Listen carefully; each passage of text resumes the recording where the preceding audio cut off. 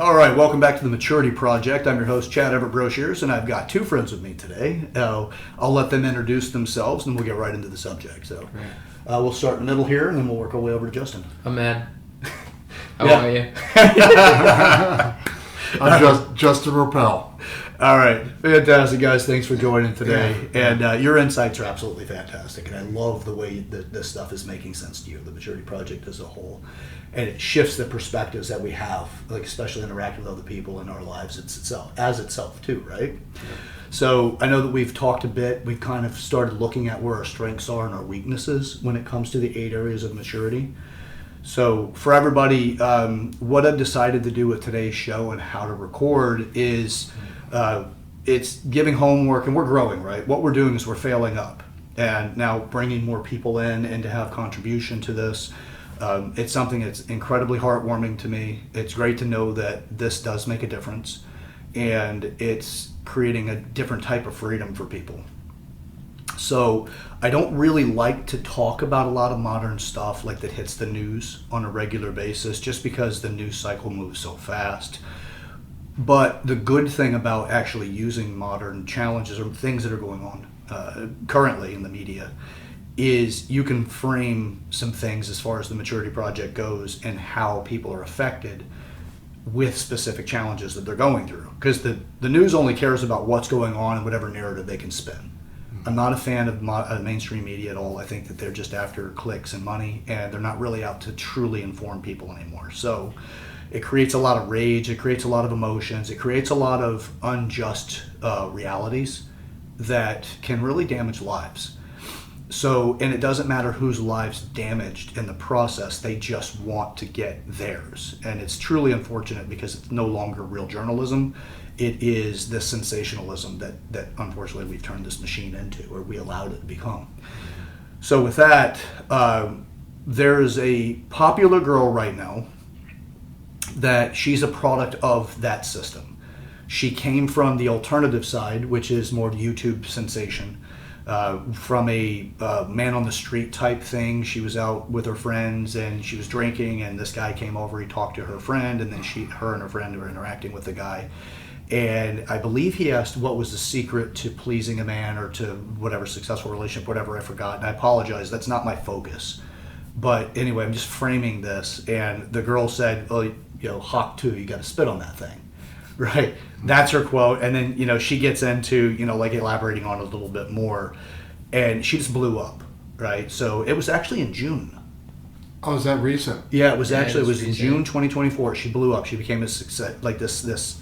We had everything going on in June, all kinds of crazy stuff going on, and all of a sudden, this girl became an internet sensation and reset the whole clock for the whole month. Oh wow! We were like halfway through the month, I believe, whenever she came to the surface, and the next thing you know, the rest of the month wasn't about the agenda of that month. Mm-hmm. It was about her. Wow. Social media went nuts with her. Mm-hmm. It didn't hit mainstream. That's what I want to make clarity on this too. It just social media, YouTube, Facebook, all the main social medias, like people were sharing this girl's story and like made a joke of it. There was memes going up, all the rest of this stuff. So she's a pretty attractive girl, and she was just drinking and she was talking the way she wanted to talk. She's also very young. I think she's 22. Okay. Very young girl. So her internet sensation and fame hit her hard, right? Like she got one night, she just comes to and realizes that she's a sensation, and it's her 15 minutes of fame. We've had a lot of these 15 minutes of fame people. It happens all the time. But for her, she did try to put it into a business vehicle to make it into something. So she came up with, it's Hawk Tuah Radio or podcast or something like that. Again, those details, I don't really follow her like that. I'm just being updated on some of this stuff, and I look at it from the lens of the Maturity Project, not so much about being incredibly accurate about every little detail about this girl's life. I just see a human being that's going through some things, and she is a perfect example of the lottery winner issues, right? Lottery winners, they get a lot of money, but they don't have the maturity to handle it well on average, and they typically end up with greater debt than they had before they won the lottery, after they lost the money. Right. And it's very common for lottery winners to lose the money because they just don't know. And then it's like these parasitic thoughts come out of other people wanting what they have, even when they're that close of friends, because now they have enormous wealth by comparison to what they had previously. For this girl, very same in the sense that she had a lot of popularity. So she lived on that, created something. So are you guys familiar with Hawk Tuah? Oh yeah. Okay. You're familiar with her? Good. Justin, you're familiar Just with recently, her? yes. Not Okay. hilarious. Yeah. And she is funny. Absolutely. she And is. the situation around it's kind of funny when it comes to her getting to be famous. Now, I would say that, her parents may feel differently. Maybe boyfriends or ex-boyfriends or, whatever, or future. Who knows? Like, people have their own insecurities and own maturities, right? I think she even made a documentary of her life. Did she? Yeah, and the family was talking and everything. Like, Interesting. I think the siblings, the parents, they were talking about like who she was and everything, and they were supporting her. They were making money, so. Hey, you got the vehicle, I guess. I mean, it's just that's definitely not going to be a strong traditional family with a high degree of like religion, in the sense that would be something they may find quite shameful because it is talking about sex before marriage. I'm not advocating for her or anything like that either. I'm not either direction. I don't really care. It's your life. You need to do what you need to do, but there's always going to be consequences based off what you choose. You decide to be celibate, there's consequences that come with that because society continues to move around you, and you're going to seem like the guy or the girl that doesn't have a TV in their home. You'll seem a little odd. Not that I'm against that either. I'd prefer to read, personally. So, anyway. You're familiar with her recently as well? Yeah, I was literally you introduced me to it. Okay. Yeah, All right. So very, very recent. Yes. Okay. So with her, she's recently got involved with something with crypto. Okay. And she launched her own digital currency, or her own coin. Now, whether she launched it or not, or somebody else came in, saw that she had fame, and then produced this thing, and then she endorsed it, I don't know how that was structured. It's really early on still. This is not a conversation or a channel for pop culture. That's not what this is about. The Maturity Project isn't about that. We're just pulling something out of the headline and say, let's look at this from a maturity perspective. So we have this young girl. She has this internet fame. She didn't work her way up to that, building, her audience over time, learning what people like and what they don't like. She had what's more of the equivalent of instant success. Right. To a degree. She's not a Joe Rogan, right? Or PewDiePie or whomever else that's out there, Mr. Beast or whatever. She's not those guys that had to work through the process of getting to where they're at. There's a growth and a maturity that comes with that. And they know how to watch out for specific things, although Mr. Beast has gone through a lot of controversy recently as well, but that's not for today's topics. So she doesn't really know what she's doing in the world of business, because that's not her area of expertise. She's got little to no development there based off of my observations of what's going on, because other people came in and said, hey, let's make a business of this, and they created opportunities for her. They had the right setup and gave her, places to work from as long as they were a part of it. So they wanted to go in partnership. I'm sure that that's the way that it worked out, because she has a podcast studio now. She's got guests that come on. I believe Mark Cuban recently was on there as well. Wow. Yeah. Okay. So it's just, you get people like that, and you come from not having to go through the process of building up a channel like this. You don't know who's trying to take advantage of you. You don't know who's, just bullshitting you. There's a lot of things that you just don't know when you're in situations like that. She's only 22. Yeah. Like, I'm about to be 24, and I'm like, holy shit, the world is something else. Because you're flipping the page from being a teenager. You just turned 22. You just started legally drinking, and like, you're finding out that people are fucked up. Like, there's a lot of people that want to take advantage of you. Oh yeah, for sure. Absolutely. For sure. So, and great point, because that is, but you don't know it. You won't know who's trying to take advantage of you and who truly just wants to know you. Especially, like, also think about the other aspects, right? She will be meeting people that want to date her because she's famous. Yeah. She'll be meeting people that want something from her because she's famous. Not for who she is, Right. but because of something that they can gain by being a part of her life. Absolutely. And she's not prepared for that. By the way, this happened a lot to pro athletes. When they go from having really nothing or come from a very impoverished area or whatever, and then all of a sudden they get recognized for it. They get these big contracts. They go to college and they get whatever for their timeline in college, and they get pro. And then they've got $40 million contracts. if you came from, I don't know, I barely had a job before this, or my job didn't pay me much, and now I got more money than my family's ever seen. Then you get people around you. You don't understand the maturity of finances. Right. In a way that you can actually invest properly. You can tell when somebody's trying to take advantage of you on a financial level. Yeah. You don't even know if the person that you hired to protect your assets is truly there to protect your assets, or they're spending you and you don't realize it. There's an entire industry built around that. And to me, that's something that's disgusting, because it's taking advantage of people's ignorance. Well, and I think what we're talking about is narcissism, right? And through personal experience, and what you're touching on here, Chad, is a professional narcissist is really good at it. If you're not reading the warning signs, which unfortunately, once again, all I can do is lean on my own personal experiences. But if you're not watching for it, there's really no way to see it. Yeah. Because they make an art of being very kind and nurturing, but unfortunately with an agenda on the tail end that can be damaging. Absolutely. Yeah.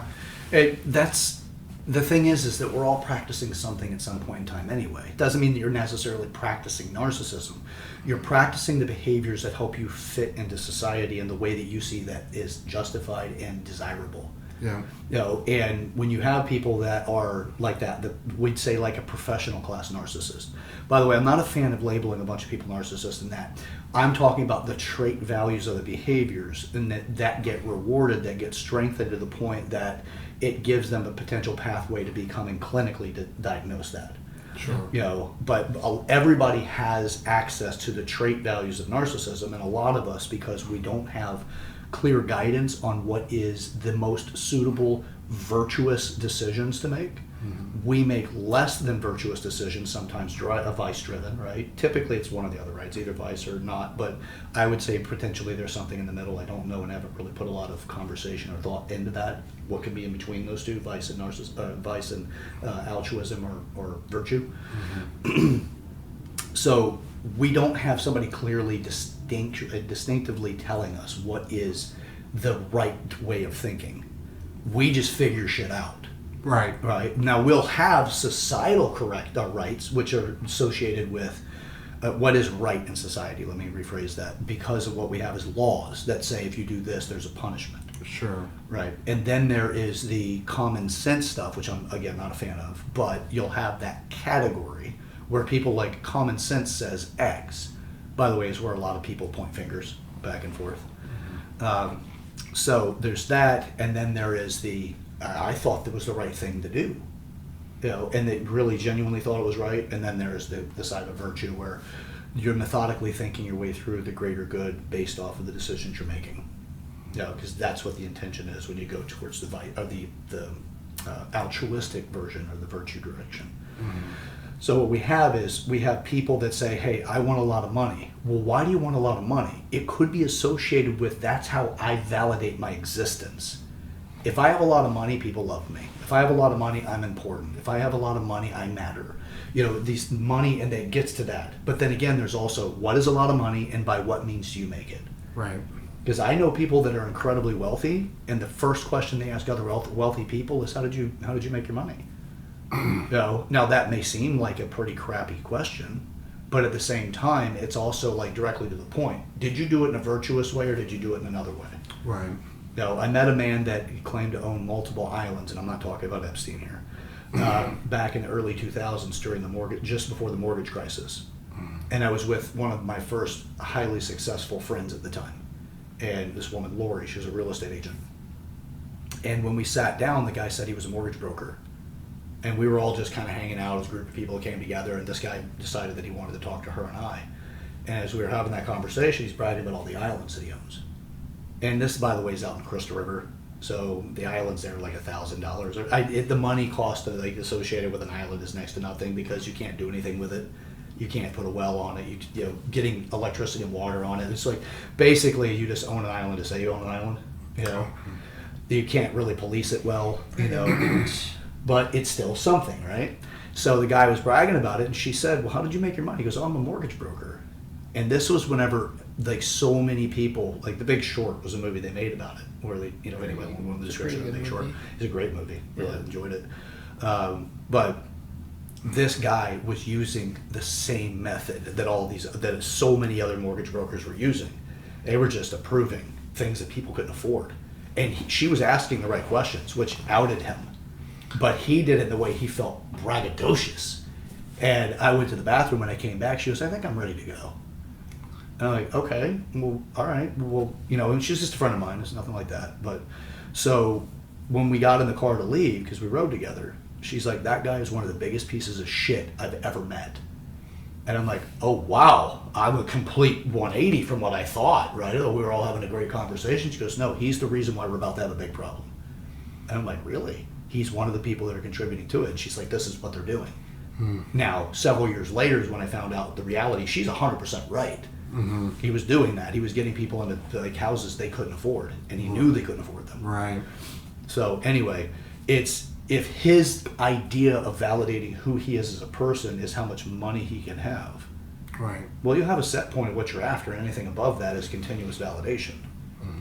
So when it comes to, well, if somebody isn't smart enough to preserve their own money, they deserve to lose it. That is not a virtuous statement. No. But there are people that think that way and feel that way. And I say they get there because they have a lack of direction, lack of guidance. And, now I'm not saying everybody's that way. We do have people that are born that are just wired in such a way that they're just geared to be what we would call bad or evil. But that's actually, to me, a very small population compared to the people that are conditioned to think that's the right way to be because somebody else showed them a success model. They made sense of it that way. Okay. So I know I went on a bit of a diatribe there, but yeah. I mean, I think, especially here in the U.S., that's the success model that most people have. And then countries like mine, we try to replicate it, but we don't know. We don't even have the systems to replicate it, and we have these corrupt leaders who just want to get money, they have power, they'll give to their families, and they get to feel good. Like he's in New York now. He's in New York prison right now. He's the ex-president of Honduras. Oh, wow. He was like one of the biggest drug lords of like the entire like Central South America region. Wow. Yeah. wow, that's incredible. Yeah. And if you come from more of a Wild West setting, life will have different values associated with what the precious preservation of life. So if you come from the harder lifestyle, where people have a higher morbidity, or mortality, mortality is the right word there. I apologize. Where like they have shorter lifespans, and they'll die for different reasons. Life will have it'll have kind of a disposable concept for people. Not saying everybody in that way, but it's more likely to lend itself to the people that have more of a vice direction for success. And like, well, you know what? So what? That person died. Not a big deal. We could look at it here and say, well, because we have that first world nation mentality, or at least we have had that, where that's an atrocity. That's horrible. Because we can make investments and not have to have our eyes on the people that are being hurt. If people are hurt in the process, you don't need to have your eyes on it. You just make an investment on, the stock value. Yeah. Yeah. You're like, I don't know. You don't know if the company is truly ethical, like iPhones being made in China, where they've got suicide nets. I'm sorry, self-ending nets. YouTube has a problem with certain words. So they can downrank videos and all that. So yeah, the ending themselves nets, where they get tired of working for slave wages or low wages, where they have to pretty much. They decide to end it.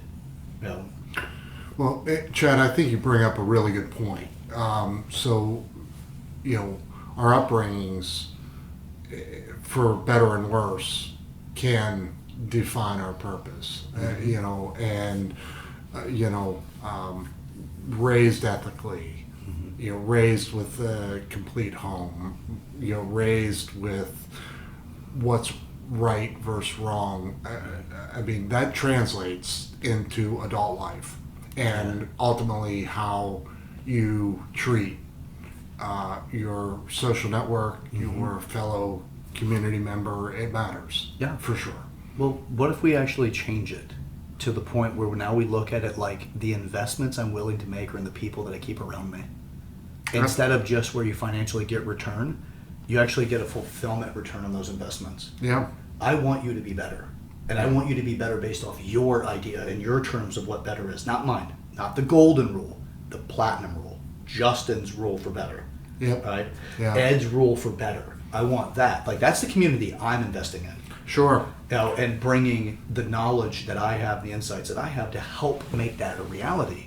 Because what I'd like to do is not make men better right now because people like make women better or whatever. And then, oh, let's make men better. No, let's make families better. Yeah. And let's figure out how to make families better regardless of the differences inside of the family. And how do you make them work and by what means is working.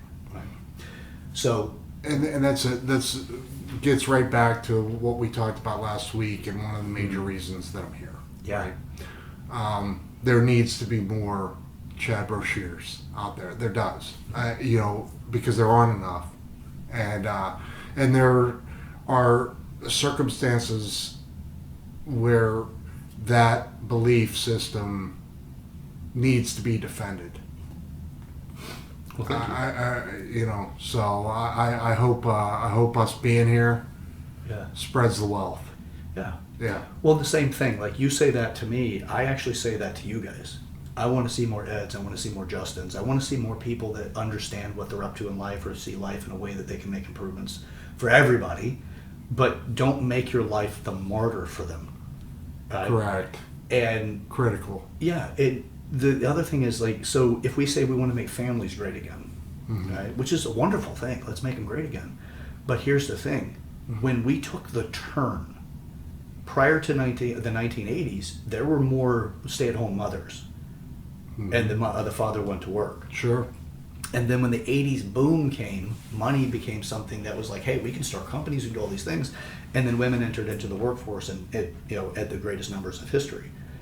Now, I'm not saying women need to not work, but I'm saying when that happened, then what happened is the families had more disposable income. So they could buy things like the newest car or bigger house, they can have another kid, whatever, but then they needed to get daycare and things like that. So the money they're making was going out. Then the cost of goods, where the people that were selling things would be like, hey, we can raise the rate a little bit. So what was happening here is we just got really drunk on capitalism. By the way, to make this very clear for everybody, I'm not anti-capitalist. I'm actually very pro-capitalism. But I'm what I would refer to as ethical capitalism, which has its own boundaries and things, and I'm more of like, I'm going through this to understand it better.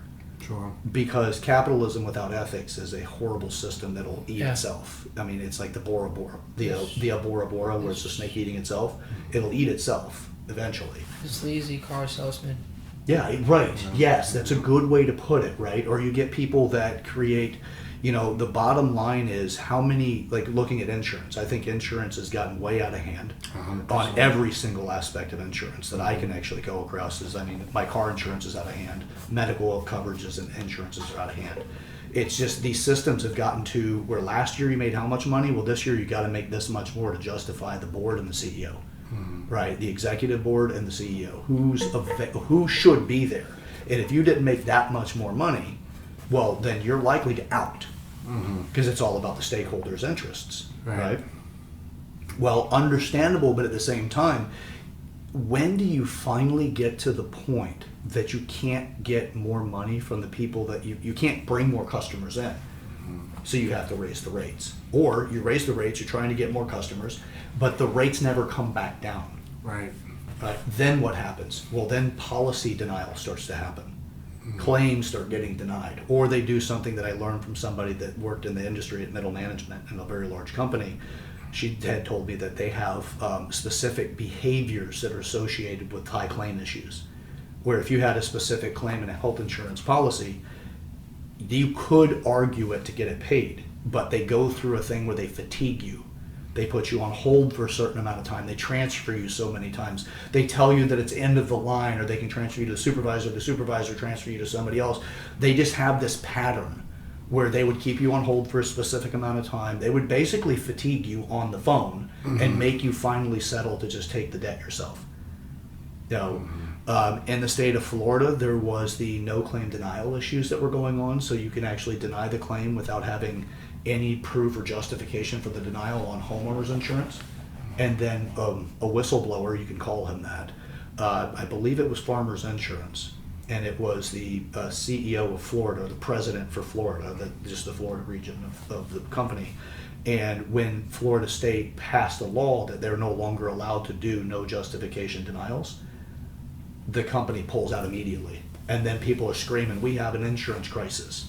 We had the insurance crisis whenever they would look at the end of the year, the fiscal year, and say, we need to deny more claims. Mm-hmm. They're not denying the claims because of the claimant. They're denying the claims because of the bottom line. Mm-hmm.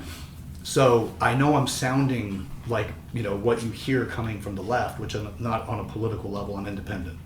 But I'm looking at it going, how long before we finally get to the point that people don't have jobs and they don't have health insurance, they don't have anything because they can't afford anything because the companies that are successful have left them.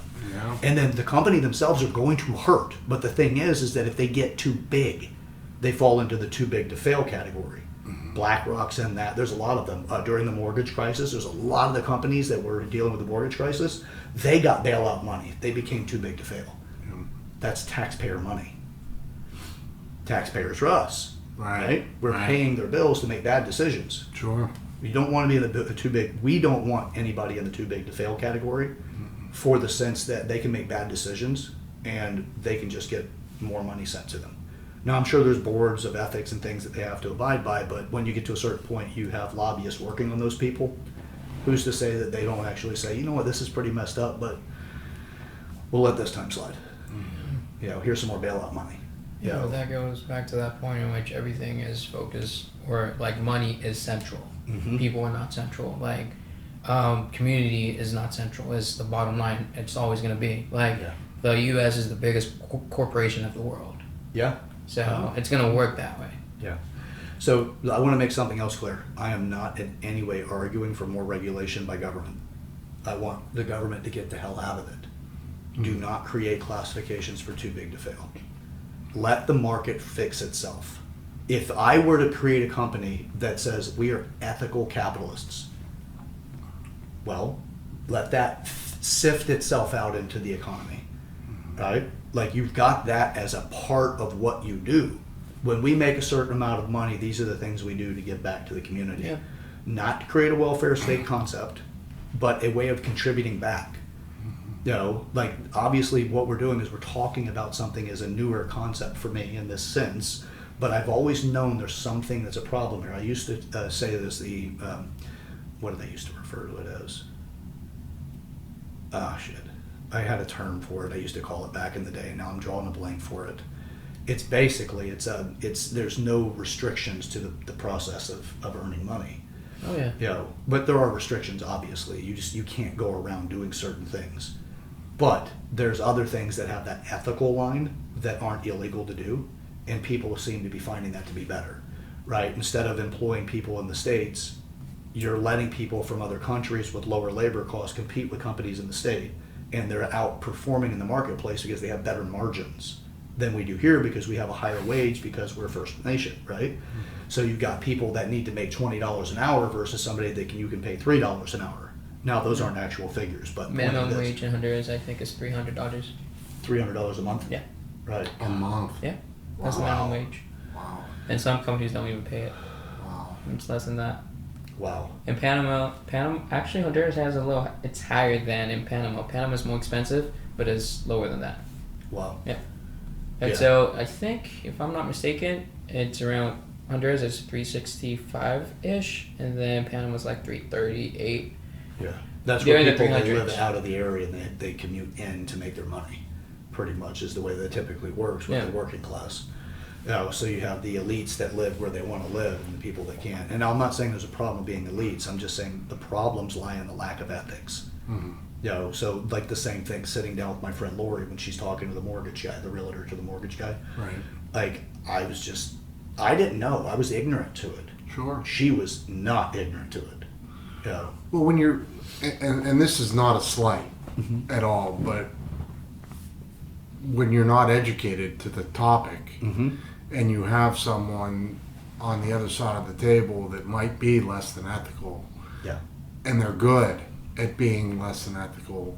I mean, It's those narcissistic traits. Right. Not the label, because I agree with you. Like I don't want to sound like I'm labeling people, but the other side of that is that there are characteristics, traits that if you broadcast, maybe you deserve, labeled as such. So, so it's once again, where, I'm not exactly sure what additionally I want to say, but it's fair and it's safe to say that I didn't realize, or I didn't see that coming, or because if you're not wired that way, or if you're not educated in that setting, that's what folks like that are going to feed off of. Yeah. It's real simple. Yeah. And one of the challenges that I realize that we also have is that we do need hard life lessons to learn hard life lessons. No doubt. Right? So you need to have the hard life challenges that give you the lesson, and you have to take the lesson. The problem that I see and where I see this is that the person that has to go home at night and realizes that they're going to need to make a hard decision for somebody else's future, and they look at it like it's a lesson for them, but it's for their own gain. Mm-hmm. Like, and for them, it could be, I'm just tired of struggling. I've been struggling for too long. I have an opportunity. If I just nudge this person to do what I want them to do here, I can make a big payday. Mm-hmm. And the other person is like, I don't know. You seem sincere. Whatever the thing is that convinces them to take that step, the push. And then that one person goes home and they're like, hey, I feel better. I've secured for my family. I'm making more money. I validated myself in whatever I need to validate myself. But now the other person, I don't need to think about them, because if they do, they'll think about the hardship that person's about to go through. Right. In a very simplistic example, I'm not saying in every single situation, just create something to build the basis for this conversation on. It's not that person that does the dirty car salesman tactics. Yeah. It's not that person was born to do that. Some point in time, they're like, well, that's successful. And then their conscience gets a hold of them and says, hey, dude, you probably shouldn't do this to this person. And then they have to sit there and figure out a way to make that conscience feel better about the decision. Mm-hmm. And then they turn the thoughts in a way that says that person needs a lesson, or whatever the category of comfort that they need to feel in order to take that action takes place, right? Sure. So for me, I'm not saying that but I'm not a fan of the government by a whole lot of the ways that they work. Mm-hmm. Now, I'm not an anarchist either, because I don't think that we can actually work without having government oversight to a great degree, because we're not mature enough as a population to do it. Mm-hmm. We found that out from our recent experiments that we went through a couple of years ago. Mm-hmm. I won't talk more about that right now, but because it's a very controversial subject, but I don't feel that what we actually went through is what we were told. Because of the say this and this is what's going on, say this is what's going on. There's a divergence of what's actually being stated to what's actually going on. What the hell is going on left me with, somebody's not telling the truth here. Mm-hmm. So not go any further with that one right now, but although I do have more freedom on YouTube now to talk about it than I did several years ago, if that gives any more hints to the subject.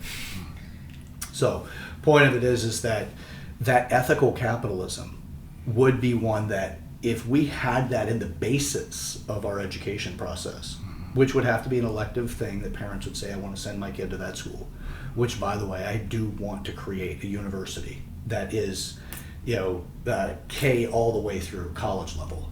That would be the maturity project with the right kinds of education associated with it. I'd love to create that. And it would have educators in there that are in subjects way beyond my ability to comprehend right now. But I'd love to have that put together under the banner of the maturity project, because to me, we're teaching things that make people good workers, but we're not teaching the other parts of how to hold our society's fabric together. Because if you're a business major, you're likely going to look at a globalist model, which is margins and bottom line. Okay, can I get this built by another country, by a company in another country, so I can lower my costs and increase my margins? Mm-hmm. Okay, if I can do that, why not? Well, if you don't create jobs here, then slowly the people here can't afford to buy the products you're producing. Right. And you're going to be racing to the bottom of the costs, so you're stuck in your own rat trap. So it's like this nasty system that eventually, when it finally catches up, we're all going to look around going, what the hell happened? And then we get the justification to say that capitalism is a bad system. It's not. We just don't have ethics associated with it right now that are obvious. I mean, and I think this is something that they don't see here in the U.S., especially in college. Like socialism, communism has been tested, and it's also going on. You look at Venezuela, you look at Cuba, you even look at Honduras. We have a socialist / communist president, and my country's going to shit. Like it was already bad. We had a drug lord, and now we have a socialist / communist who loves Hugo Chavez, and like, dude, the amount of nepotism that is going on right now, like they're trying to take control of the three powers. So what I think is the problem is humans in general, because the reason socialism doesn't work is because of us, and capitalism is the most efficient way to control our own flaws, our own narcissistic tendencies, our own sociopathic tendencies, because we have a plethora of different people. So how do we make it more ethical without regulating too much? That's the actual question. Because if you look at Argentina, you got Milei, and he turned it around in less than how long has he been in power? Like a year? I don't know if it's been a year yet. Yeah, and numbers are he's that's blown everybody away. What do they call him? The Trump of Argentina, South America. I don't know. Yeah. So he's one of the guys they refer to that way. There's another one too. But point of it is it's an ethical approach. Yeah, I am not pro-regulation. For me, the answer to that is educating the base, educating the population to go, okay, you care about where your coffee bean is sourced. You care about whether or not there's the specific, biphenyl A particles in your or does it leach out BPA into your water from your plastics. You care about whether or not the salmon has ethical, farming. These things that we say that we care about, but really it's just commercialized.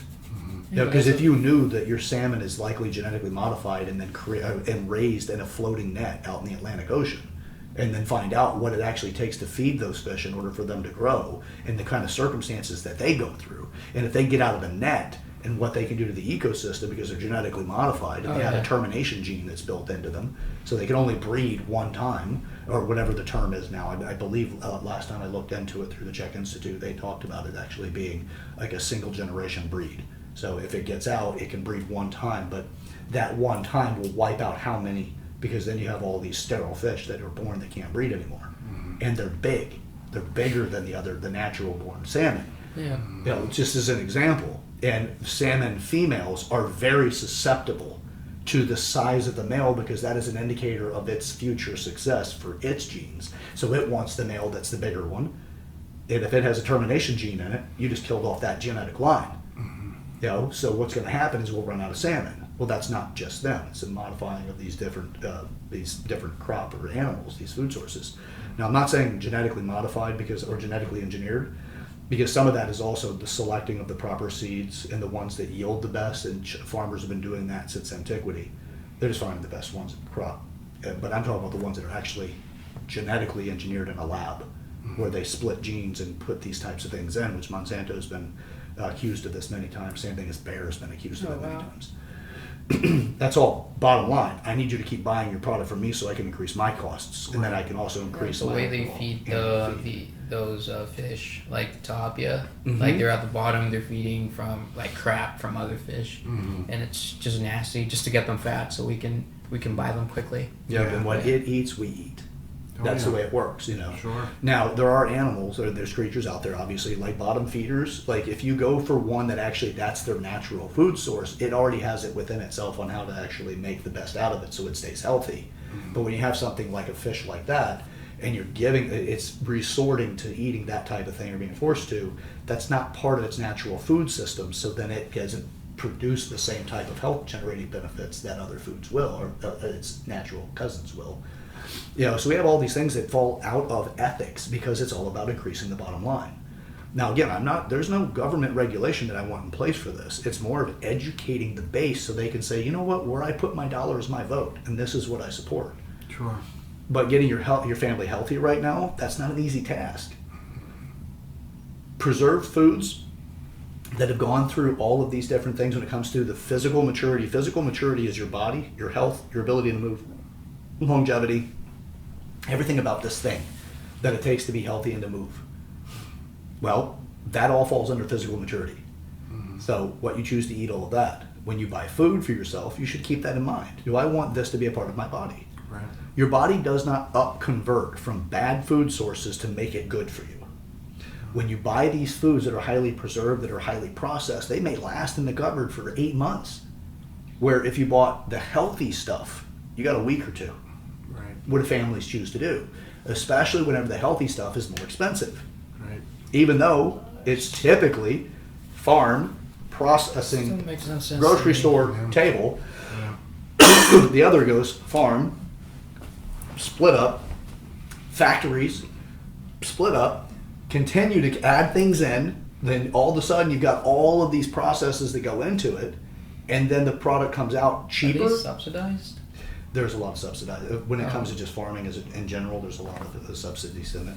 That's another thing we got to figure out how to fix too, because Which, anyway. Chad, I think the other thing that you have to think about there is that, that second example where it, farmed, split, subsidized, what we're also experiencing as a culture is additional food allergies that we didn't have before. My case in point for, I'm just about 3 months ago was diagnosed as gluten intolerant. Now, so I'm 50. I've lived 49 years without the problem.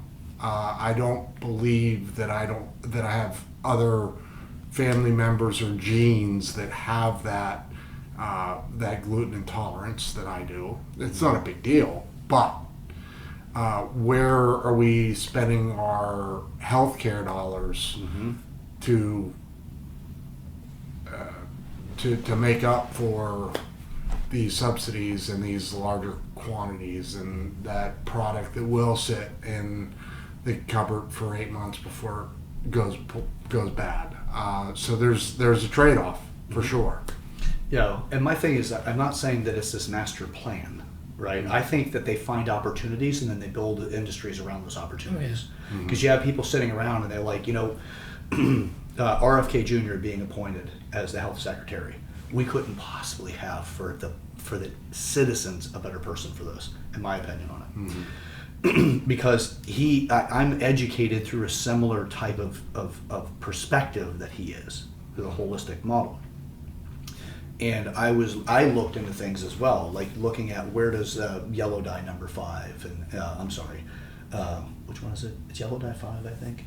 The yellow dyes and the red dyes, like where they're extracted from. Some of them are extracted from like road tar, things like that. We have these industrial waste products, and then they turn it into something they can add to food just to make it look more vibrant, so that people are more likely to buy it. So now your kid says, "Get me that, mommy."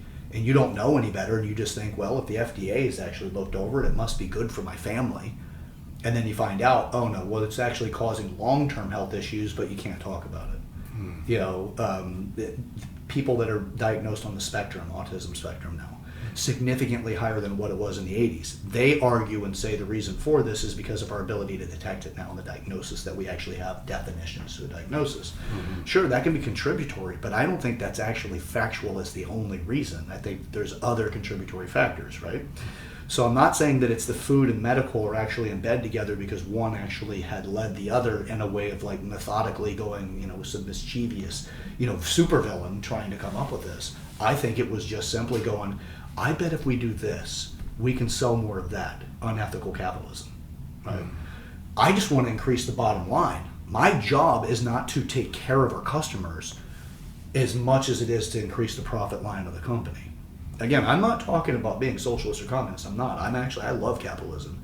I love the market. I love, you know, the ability for people to say, I'm going to buy from this place and not that place, you know, and to have the ability to also move around and create any business that you want that actually holds a market value that can actually keep you funded so you can continue to do it. I'm an advocate for all of that because that is a maturing process.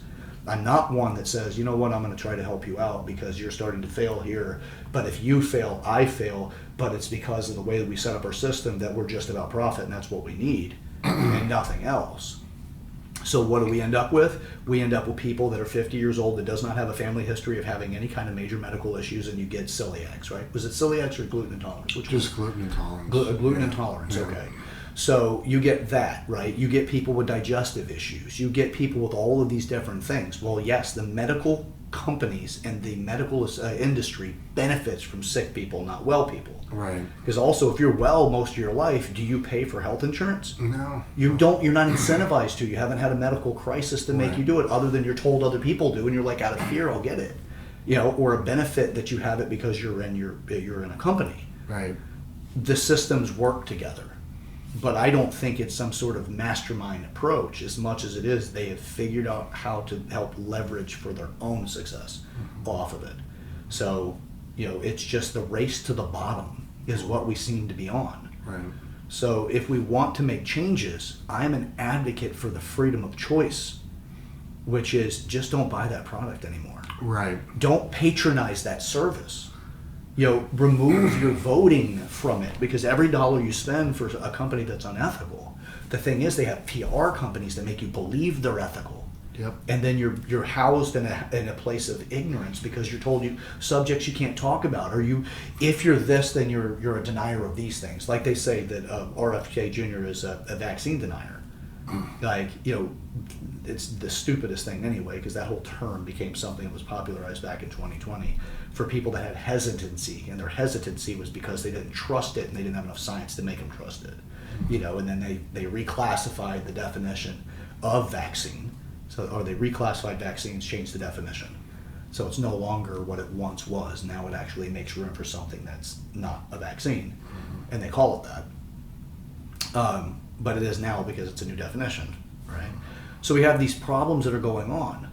The best way to handle this, and by the way, I'm not saying I'm the arbiter of truth that has all the right answers. I'm curious, and that's what this channel is about, is to spark curiosity and make people think and give people direction to think in.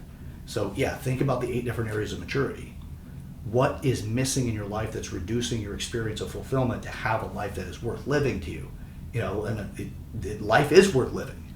But where's the gears? What gears are missing that's causing us not to have the kind of acceleration and joy, the windows down, the top back in the car, so you can enjoy the experience of riding in the convertible, right? Where are the gears that take that away? Because if you got the small gear on it, you're going to go 5 miles an hour down the road where you see somebody else blowing by you having a great time. You're like, I don't know if this thing's broke. I don't know what's going on. You know, or the car won't start. You know, it's like we've got to figure out what's taking away the joy of life and start educating ourselves and experiencing in a way that can develop us so we can have that. But I want to do it in a way that doesn't do it unethically. But that is in its own self a problem, because we have to define specifically what ethics are in each one of those categories. Because it's not just say be ethical. No. No, there's a We've gotten definition. too far away from that. Right. I'm sorry, go ahead. No, there's a definition to everything, and it's going to be applied differently. Yeah. It needs to be specific to the industry and then specific to the company. For me, when I'm looking for work or when I'm in that market, I also want to know the mission statement. I'm not going to just get a job to have a job. I want to have the mission statement. I want to know that company is out for the better good, not just the bottom line. You know, I don't want to be just making money with my life. I want to make money and actually know that I've made a difference. You know, other people are not, like, and no enabling, by the way. I'm not an advocate for giving things to people. No, don't create a welfare state issue, right? It's help people understand things, take them through the lessons, scaffold the process, help them understand so that they get the right mentorship to have the better outcome, developing people. I know I went on a bit of a tirade there, but this is a pretty impassioned, and also it's a different way of articulating something that I have not put as much dedicated thought into. I'm not saying this is a thoughtless thing that I'm just throwing out there. I have just thought more in depth with other things. And I want to explore this more. and I can be corrected in any one of these areas. I am not going to say that I'm the arbiter of truth. I want to explore this, and I'd love to have somebody on like an economist, and I would love to have other people that just, let's get into this and tell me so I understand, so we can have a conversation that says, is that ethical or not? Because let's go deeper. Yeah, right. Like I want to take that expedition in. Yeah. So that's the ethical conversation around capitalism that I'm after. Because I don't want the company that'll rule the world. Right. For me, I don't care how controversial this is. From what I see, and I can be proven wrong here by all means, and easily done by just giving me the right evidence for this, and it will not be Reddit is not one, and Wikipedia is not one either. Those places are corrupt as can be anymore. But so I'm not an advocate for them. They started off with great purposes, but they've come up with some crazy ass echo chambers. But Elon Musk seems to be a very ethical capitalist, the richest man in the world, and he keeps doing this give back stuff that he does. Now, I can be corrected on that. I don't know Elon personally. I can't say that I can even say anything about him as a person other than what I've seen, and that could be a PR company thing. I don't know. But from what I have seen, he doesn't give a damn about patents. He doesn't patent his stuff. He just said that if you want to take my stuff, good luck. Here it is. It's open. Go ahead. Study it. You got it. Compete with me. Right? That's what he's done. Now, and that's actually out of his own mouth, and nobody's come back to say that it's actually not true. Now, yeah, he has his things, like his cars, you can't work on them yourself because it'll violate warranty. You have to take them to the authorized dealer, but I also understand from a business perspective why. The cars are too technically advanced, and for any mechanic, or for the majority of mechanics that are out there, no knock on mechanics, you guys worked on ICE, which is internal combustion engines. They have not worked on the electric cars like that, and it takes a lot of education to be able to do it. I understand why you'd have a rule like that in it. But I'm also not an advocate for, hey, if you're a month behind on your car payment, your car turns up at the wherever the dealership is or whatever. Like, I don't like giving up that kind of freedom either, but I'd rather help people that need to make sure they can pay their car payment and focus on the real problem, not the car disappearing on them. Right. But I don't want that clause in the background either. But I'm also the guy that I don't like my phone listening to me. Right. I don't like that invasion of privacy. Sure. So, anyway, I know I've gone on a tirade here, but... No, because I'm a marketer, so I'm used to all that stuff. I know it's already listening. Yep. Yeah. Oh, yeah. Yeah. Hey, here's an interesting one for you. I was talking to my son's mother and her mother, so my son's grandmother. And we're sitting there talking in the kitchen, and I said something about my friend that was concerned about his height in relationships. And I'm like, height has nothing. Like, really, if the person that you're wanting to date is concerned about your height, you probably should rethink dating that person. Because if that's the criteria, then it's a warm body criteria thing, and it's not really a height thing as much, right? If you really want somebody for, like, if you want to find love, your love isn't going to be in a height. Your love is going to be with the person's character, their traits, who they are as a person, not just their genetic value, right, in the height. So, not even 5 minutes later, I checked my YouTube. I'm going to grab a video because the conversation was over. I wanted to grab a video to listen to in the background while I did stuff around the condo. And a commercial pops up, and it has some guy walking through shirtless through a crowd, and all you see is his shoulders and his upper body, and he's walking past these girls looking at him and all these people giving him these looks and all that. And it was an advertisement for a shoe with a 3-inch lift. Oh, yeah. Yeah, I've heel seen lift those. is like 3 Right. inches or whatever. Yeah, and it's right. like, yeah, you could be that guy. And I'm like, why the hell is this coming up? Right. I had another one that came up about hair, and I'm like, man, I'm so fortunate that, I have a good, healthy head of hair, Right. And I'm like, I feel great. I feel very fortunate for that. And next thing I know, I'm getting Rogaine and hair treatments for men and all these commercials showing up. Yeah. And it was a conversation I was having with somebody in my office Right. about the fact I'm just happy that I had a full hair. I'm glad that I don't have that issue. Right. And I feel bad for men that do. Thanks or for- even women with, Thanks for bringing that up, Chad. That's I great. feel bad for you guys. Nothing to feel bad But Dude, I save so much money on shampoo, bro. Yeah, you do. I mean, And I'm hairstyling, bro. Absolutely. This is our own version of Joe Rogan over here. I But mean, he's an example of all confident guy. yeah. Well, Justin too. When you get him in the right light, man. I mean, it's not just what reflects off his forehead. But my point of it is that I started getting all of these commercials, and it left me going, "Get the hell out of my life." And then I'm like, okay, well, these advertisers are losing money because I'm a dead lead. Yeah. And they're buying dead leads, but they're smart leads, is what they are. But you have these things violating our privacy. I mean, the advertisers are losing money. Well, the ones that buy the advertisement, but Facebook, TikTok, all of them are getting data. Oh, he doesn't like this. Okay, let's put this different ad there. They probably have generations too of like where people are in the process of vetting them to find out what their product's preferences are. And how they align with what their searches are and things like that. Oh yeah. So I have a page for that. Yeah. So this is, Ed's part of the marketing side of the company too, and he's got a lot more background in that than I do. Not to make this also about that, but it also, again, but with ethical capitalism. Is it ethical to take people's information when they're not actually doing anything that would contribute to any search values? Even then, I'm not an advocate for even following my search references. I understand it comes off as just making it easier for me to find the products that I want. I get that. But at the same time, that's not what it is now. Now it's like, they think I'm Spanish, by the way. And I know nothing against Spanish people. I don't speak Spanish. The best that I speak Spanish is Ed. What did they say? Okay. Yeah, exactly. So, I'm like, ¿por qué? So, but that's as far as I go with it, and there's like, it believes that I'm Spanish. And it happened one time in Winn-Dixie. I put in my phone number, or it asked me English or Spanish, and then I put in my phone number. I accidentally hit Spanish, and I completed the transaction. But that's because of habit. That's all it was. It had nothing to do with me actually understanding what I was reading on the screen. And I'm not like, okay, I'm advocating to be ignorant. That's not an area that I have a high level of importance to develop myself in. I have other areas.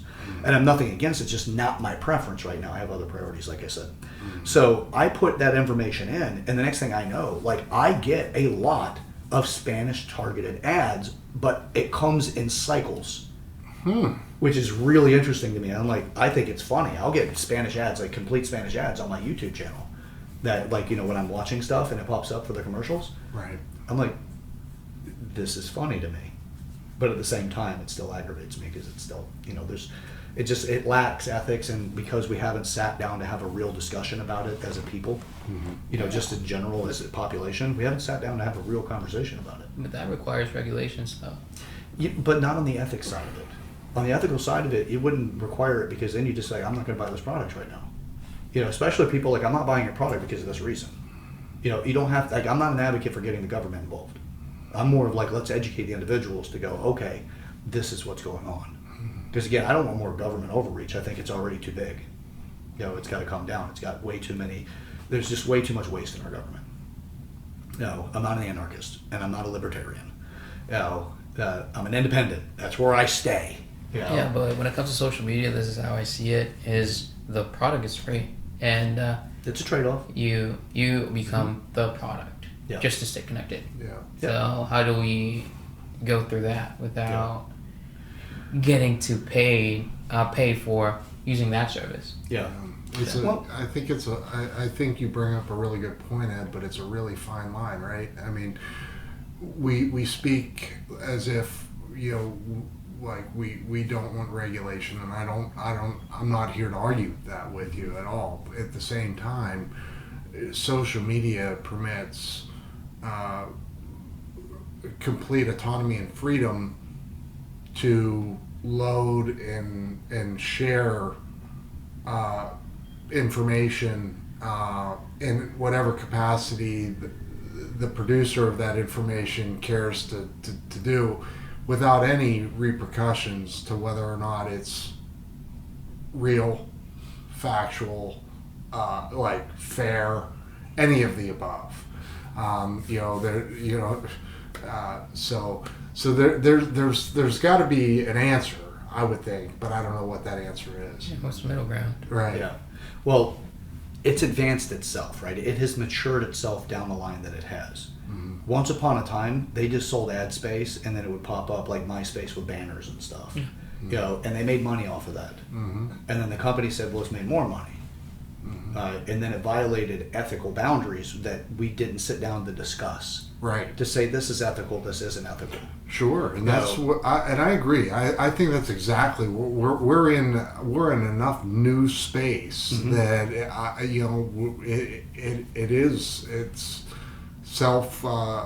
it's self-sufficient, if you will, in territory that I don't think anyone really thought about. Technology has outpaced our ability to mature. Sure. And it's hitting too many areas of our ignorance. With AI, it's going to explode in the world of our ignorance, and it's going to put a lot of people out of work. Yep. And where are they going to work? So that's a problem that we're going to face very soon. Oh, absolutely. Marketing companies will disappear. Yep. Because AI will be able to do everything a marketing company can do. Right. The digital designers, I have a good friend of mine. He's a digital designer. He does art and all this stuff. He's done it for like big companies, like I want to say Stained, as far as like bands, stuff like that. The guy does beautiful work. AI is able to do it now. Yeah. What the hell is he going to do? Back in the day, coal miners were losing their jobs, and these people went out and they were saying online, learn to code. Well, guess what? Learning to code isn't going to help you either, because AI can do it. Yep.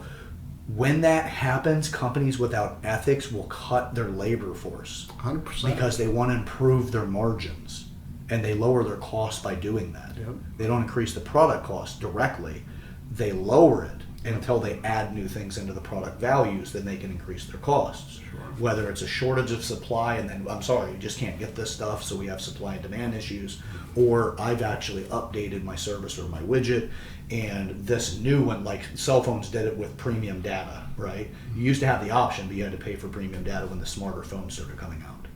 Now you don't have an option, and they don't even talk about it anymore. Right. It's just a built-in cost. So we have a lot of things when it comes to the ethical side of it. And that's the thing. It's outpaced our ability to even have the discussion yet, because nobody's really doing it. We're so caught up in trying to survive that we haven't sat down to go, this is ethical and this isn't. And even then, I'm not even giving you a definition for ethics. I'm just saying we need to sit and talk about it and then put it where it belongs, which is in the hand of the individual, not the companies. The companies will be pushed into, they will be disciplined or punished. They'll be disciplined to correct themselves, and if they follow the right direction, the discipline corrects them. The punishment would come by denying the discipline, by their customers saying, I don't want this, and then them refusing to listen. And then they get punished because they fall on market shares, or they fall out of the industry altogether. So how do we get there? I don't know yet. That's not it. I'm just like, okay, well, we got to do something. And this is all in the maturing of the individual. This is not this is how we're going to get there. I don't know how to get there yet. I want to open the conversation. I'm not saying I have the answers. Not at all. Right. This is ethical capitalism. Oh, sure. I don't mean to jump in here, but I don't know that anybody has all the answers. Yeah. But it's the communication that needs to kickstart this thing.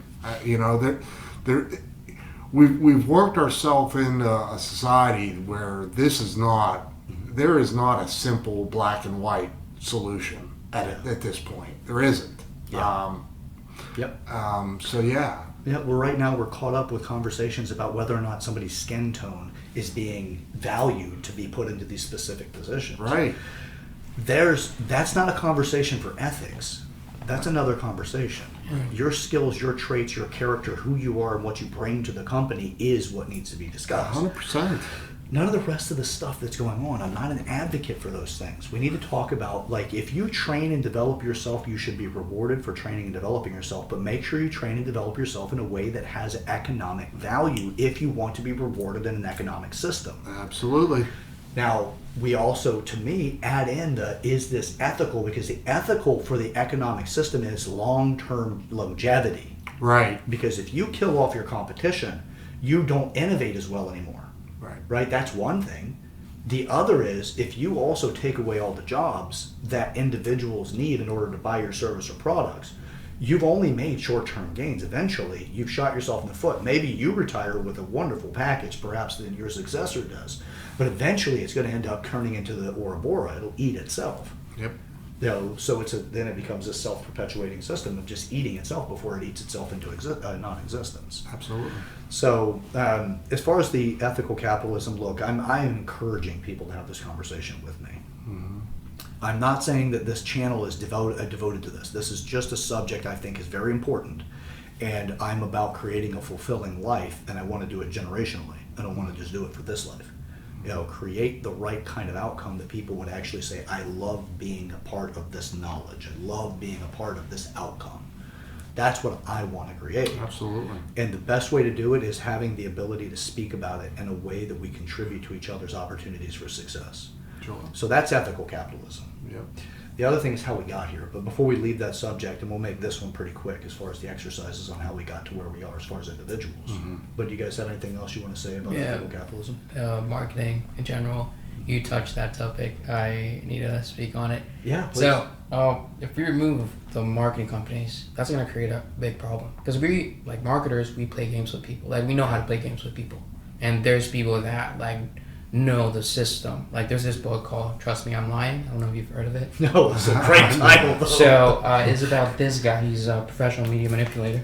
Okay. And he knows how to create controversy to sell. Okay. Yeah. And one example is back in 2016 when Trump won, that was one of his strategies. And it was pure marketing game. Wow. Pure marketing game. So if we switch from that to AI, what it's going to define the ethics of it. Because we're going to have someone without feelings, which is a machine, making decisions on what games they're it's going to play with us. The machine's going to play with us. Like, what are we going to do when that happens? Yeah. Right. And that system doesn't sleep. That system can run computations that we can't even fathom in our lifetime, and it can do it in seconds. So it'll have that capacity if it doesn't already. And I'm not an advocate for AI taking over on it. I'm not, actually. I'm concerned with the long-term outcome of AI. We need to figure out what its long-term benefits for humanity is going to be, and how do we not lose ourselves in the process. And we lose ourselves whenever an industry dies. We lose a piece of us, especially if we don't have some place that would be adjacent to the skill sets that industry has, so that they can migrate over to it, so that they can continue being a part of the economy. Because the last thing we want is them to fall out of the economy, because that's not a small sector of the population. Right. Any industry is not going to be a tiny sector. There are larger industries and smaller industries, but as far as a total net, you're going to have a lot of people put out of work whenever those industries dry up. It's what's adjacent to it, so that the skill sets that those people have developed can graph onto this other industry and make a transition value that just takes a learning curve to get into it. But we become specialists in areas that we don't have adjacent opportunities, or at least clarity on what would be adjacent to that. So I know I said that word quite a bit there, but I want to make sure I really put my point there. So what do we do? And that's another thing. We have to have the conversation before one day we wake up and realize that we have nothing but people out of work around us. It's a scary reality. We need to keep people working, because that creates purpose, right? 100%. But we're not trending in the right direction at all. I mean, have you been in I know I have. Have you been in a restaurant that a robot brought you food? No, not yet. I have. Oh, yeah. I can tell you from my profession, general retail associates, clerks, things of that nature, they're in grave danger. Yeah, self-checkout's already working its way out. That's right. Working its way through. And that's a great observation. And self-checkout has a stage of evolvement that we, for the masses, haven't seen yet. But I mean, we're within 24 months where there really is going to be no need. Yeah. Well, if you think about it, first solution would be put a kiosk at every one of the stations, like in a department store. Put a kiosk there and be like, how can I help you? Yeah. Well, if you want to add a personal touch to it to make it more human, you make it an automated, an autonomous robot that comes to you. That makes it more human-like. It would cost them a little bit more money, but in the long run, it makes people feel like there's somebody still catering to them versus having to go to a station. But I would say the station would come first, and then that robot walking around would be logical flow. Sure. But net loss is now how many people are going to be able to go in there to even shop? Yeah. Because who's going to be able to afford to do it? The people that work there aren't going to be able to go to another store and have that, because we don't want to lose that. No. But we're facing an inevitable outcome if we don't put something ethical in the way. Sure. And we've got to get these companies to see things a little bit differently. This is also going to affect the community value, like the community, like the maturity aspect, like the community. How would you say it? Like, out of the 8 areas of maturity, it's going to affect the community maturity area because of the pillar of community. Yeah, because it's making community human interaction a luxury. So we have automated stores. Okay, so let's charge a premium for human interaction. It's going to be a new business model. Okay, so we have automated, and now people can pay more just for interacting with the human. Yeah. Oh yeah. Vegas did this in some of the casinos. Okay. They've implemented it where the bartender is now an electronic system. Oh, I did not know. You go up but it has perfect pour. And that's one of the selling points for the casino, because you're no longer wasting money on the bartender with a heavy hand, or a light hand, and the customer complains. So the customer gives exactly the same drink every time. They actually saw that the interactions and the satisfaction of the customers has gone down. Wow. Because they're not having those conversations with a person. And they're not flirting with the waitress. Right. They're not talking to the bartender about their loss or their gain, which all adds to the customer continuing to gamble.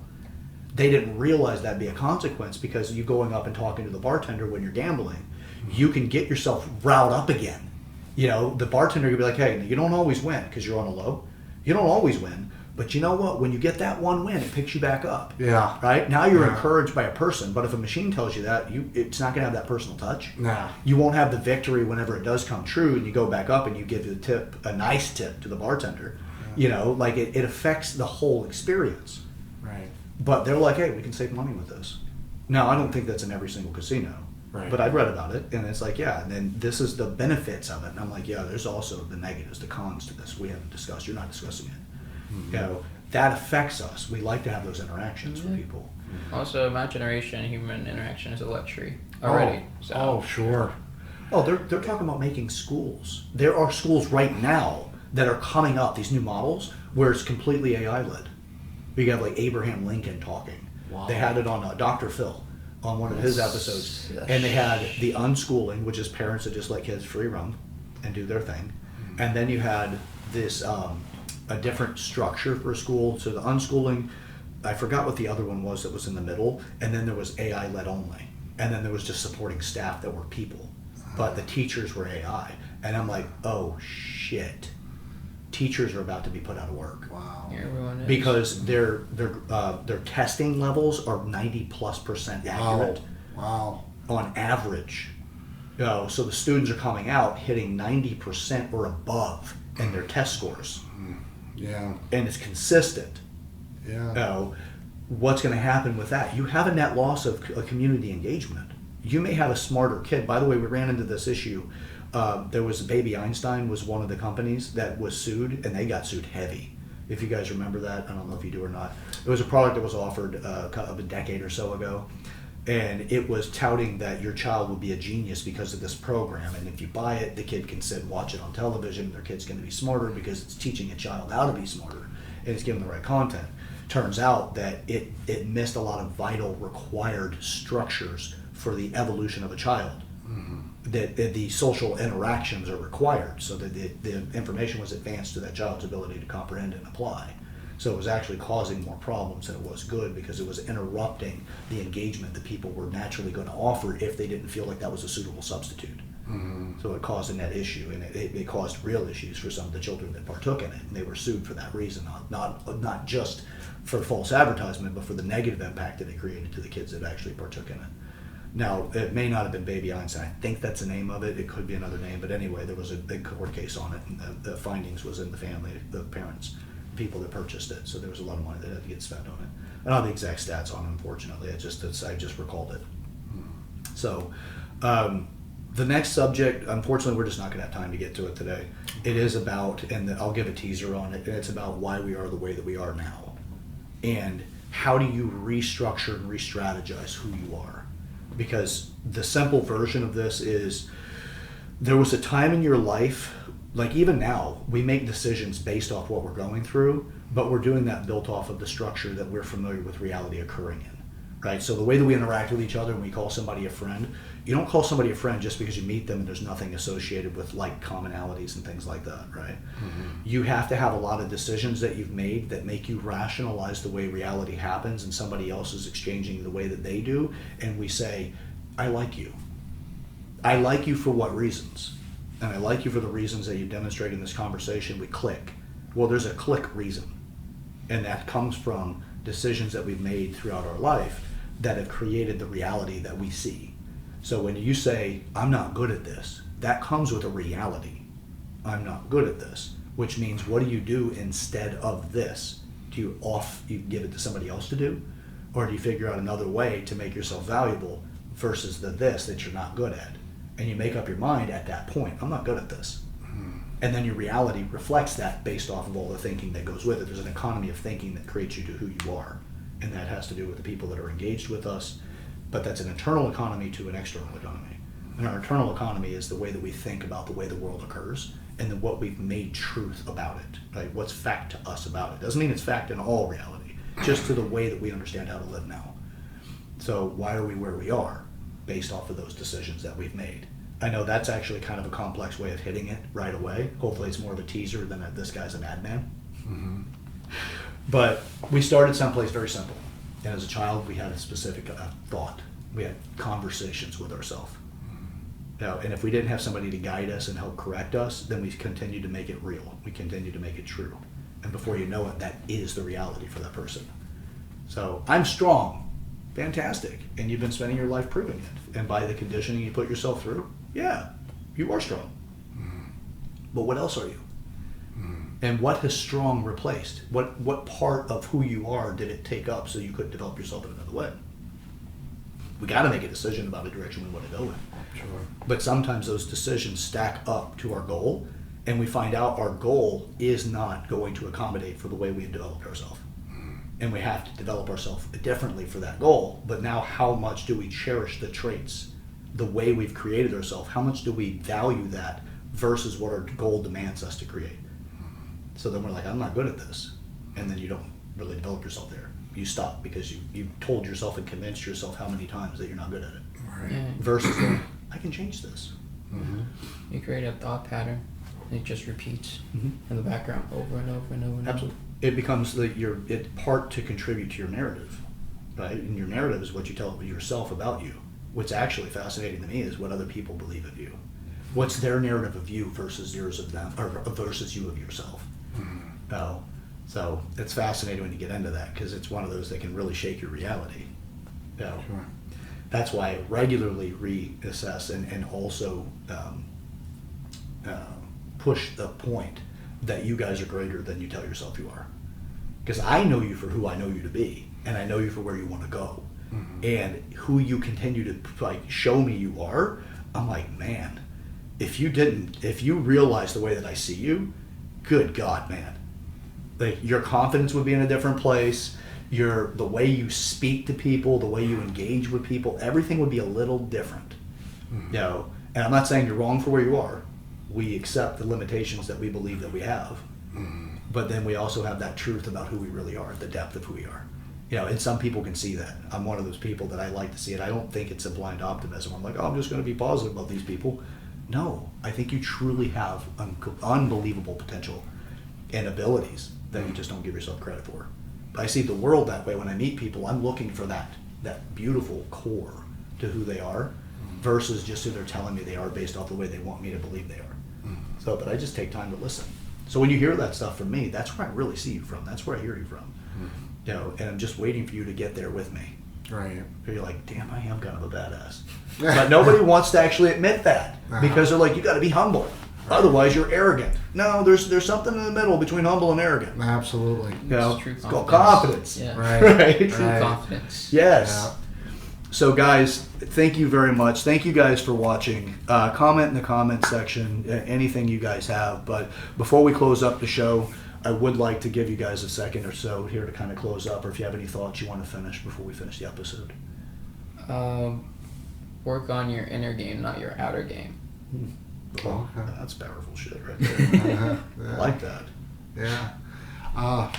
I'm good, to be honest with you. Yeah. Thanks for being here, and thanks for having me, and that's where I'm at. Yeah, you're better than good, my man. I know secrets. He's great at picking furniture. Yeah, I'm better than good at picking furniture. Look at that, dude. Right? That's ageless. I'm Really? telling you. I'm looking at it, I'm like, this is nice. Yeah, right? Yeah. Just don't move it. It's a lot. That is not your granddaddy. Well, it is probably your Yeah, granddaddy. it is your granddaddy's coffee table. Because it's real wood. Beast. Yeah. So, Well, guys, thank you so much for joining me again today. And thank you guys that are watching, from wherever you are.